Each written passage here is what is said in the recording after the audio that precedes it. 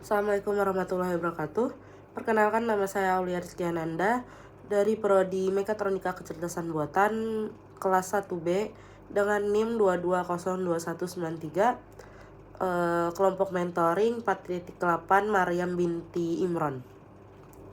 Pertemuan pertama ngebahas tentang narkoba atau khamar. Kalau udah disebut nyoba tuh udah sampai tenggorokan. Terus ada di ayat Al-Maidah ayat 90 ditinjau dua pandangan. Yang pertama, memabukkan. Khamar adalah minuman zat yang memabukkan.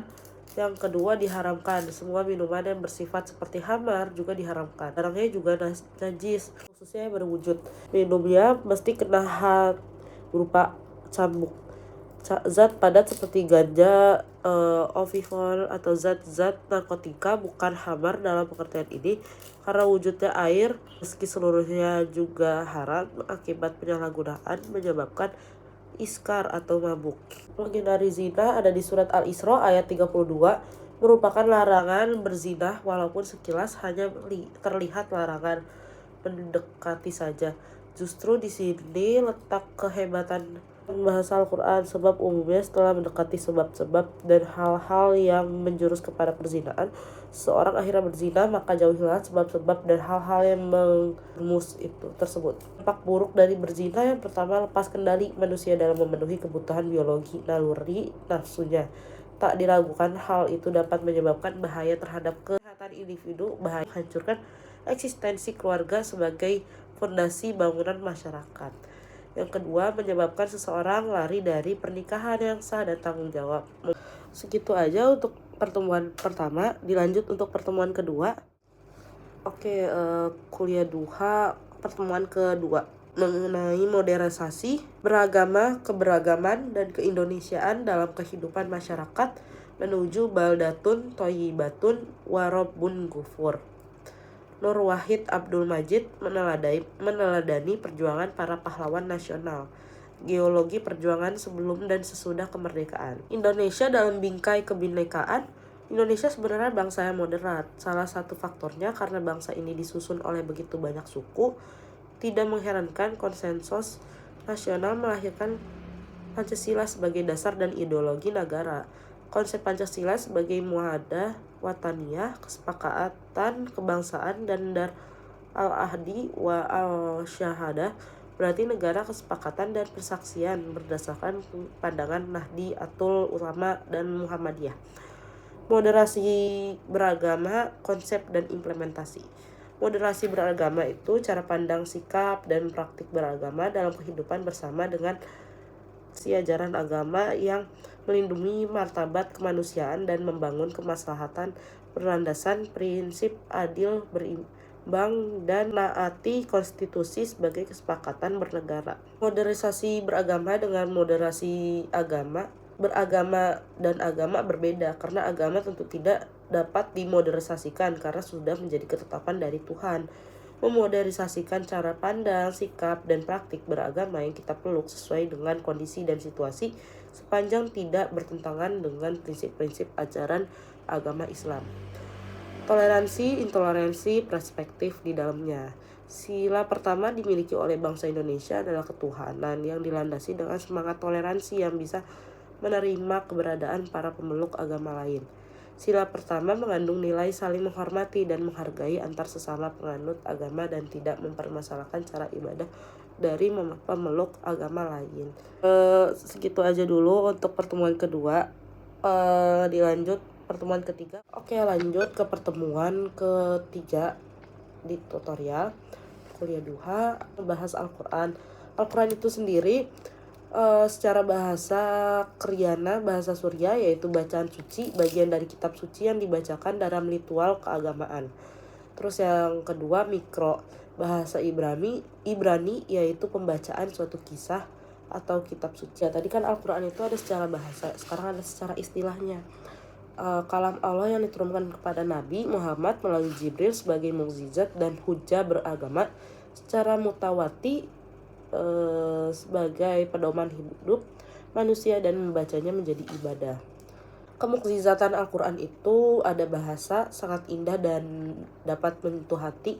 Yang kedua, ilmu pengetahuan, mengandung dasar-dasar ilmu pengetahuan. Yang ketiga ada syariat, mengandung syariat yang lengkap. Terus ada fungsi dan tujuan Al-Quran itu sendiri ada 3. Yang pertama sumber pokok, yang kedua obat, yang ketiga ada petunjuk. Pokok kandungan itu sendiri ada 6. Yang pertama tuh ada akidah, yang kedua ada ibadah, yang ketiga ada muamalah, yang keempat ada akhlak, yang kelima ada hukum, yang keenam ada kisah umat terdahulu.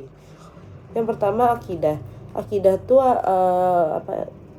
ada malaikat, rasul, kitab, ada di surat An-Nisa ayat 139. Yang kedua ada keesaan Allah, Al-Ikhlas 1-4, hari kiamat, Al-Mutaffifin 4-6, Qada dan Qadar, At-Taubah ayat 51. Yang kedua ada ibadah. Ibadah tuh ada sholat. Sholat itu ada di surat An-Nisa ayat 103. Ibadah puasa Al-Baqarah ayat 183. Zakat ada di surat Al-Taubah 103. Haji ada di Al-Hajj ayat 27. Muamalah, tata cara interaksi antar sesama umat manusia ada di surat Al-Baqarah 278. Terus akhlak, perilaku manusia secara zahir dan batin ada di surat An-Nahl ayat 90. Hukum bagi pembunuh yaitu ada di surat An-Nisa ayat 93. Kisah umat terdahulu, kisah-kisah para nabi terdahulu, Al-Furqan ayat 37-39. Nama-nama Al-Quran ada 8. Yang pertama Alkitab, kumpulan yang tertulis.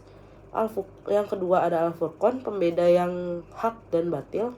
Yang ketiga ada Al-Huda, petunjuk bagi manusia. Yang keempat ada Ashifa sebagai obat. Terus ada kelima Az-Zakil, peringatan bagi manusia. Yang keenam ada Al-Nur, pemberi cahaya. Ada 7 Al-Fatihah, pembuka. Ada 8 Al-Bayin, yaitu penjelas. Apa karakteristik Al-Quran itu? Surat, ayat, kalimat. Jadi di Al-Quran itu ada 114 surat. Terus ada 6.236 ayat. Ada 74.437 kalimat. 326.345 huruf. Dan 30 juz. Turunnya itu perantara Jibril secara berangsur-angsur 23 tahun kurang lebih. Ayat Makkiyah itu ada 19 atau 30 isi Al-Quran. 19 dari 30 isi Al-Quran. Jumlah Madaniyah ada 11 dari 30 isi Al-Quran. Jadi 19 Makkiyah, 11 itu Madaniyah. Interaksi dengan Al-Quran itu kita mempelajari, habis itu mengamalkan, habis itu kita mengaplikasikan, mendakwah. Segini aja dulu untuk membahas pertemuan ketiga. Dilanjut pertemuan keempat. Oke, lanjut ke pertemuan keempat. Akhlak sebagai indikator kesolehan dan cinta dalam perspektif Islam. Hadis akhlak, sesungguhnya di antara orang-orang yang paling aku cintai dan paling dekat tempat duduknya pada hari kiamat denganku yaitu orang yang paling baik akhlaknya. Hadis riwayat Tirmizi.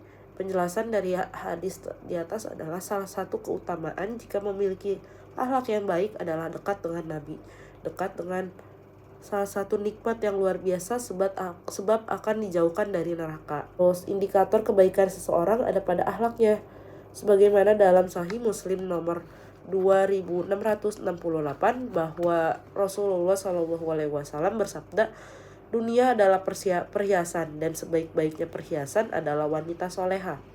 Perempuan yang dinikahi adalah seseorang yang bisa membuat suaminya nyaman. Sebagaimana disebut dalam Sunan Al-Nasai nomor 3179 yang terdiri dari suatu jalur. Ayat Al-Quran tentang jodoh ini menegaskan bahwa menikah akan memberikan ketentraman hati. Dan di antara tanda-tanda kebesarannya adalah dia menciptakan pasangan-pasangan untukmu dari jenismu sendiri, agar kamu cenderung dan merasa tentram kepadanya.